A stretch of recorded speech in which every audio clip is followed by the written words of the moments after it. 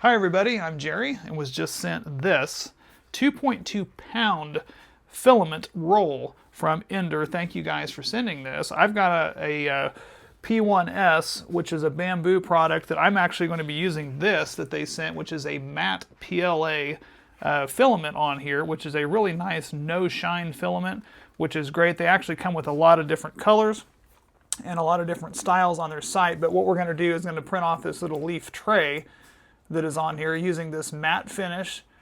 And we're going to put that through our Bamboo Lab P1 PLS downstairs. So I'm going to go ahead and get this loaded up in there, and we're going to go ahead and start the print. We'll show you the process, and then we'll go ahead and show you the finished product. So I've got my Bamboo Lab set up here with my filament feeder. I'm going to go ahead and get that put in here. Again, it slides right in there, matches up really well. I'm just going to simply insert this piece in here so that it can kind of start pulling itself in.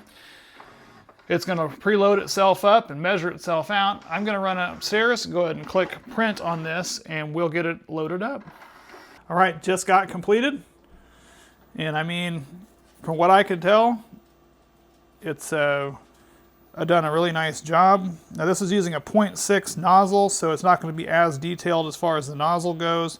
That probably should have been done with a 0.4 like it recommended, but it put a lot of detail in there using that. Finished everything else. It's got a nice matte finish on the outside edge of this with a lot of detail in here, and really will do really a nice job as far as filaments are concerned.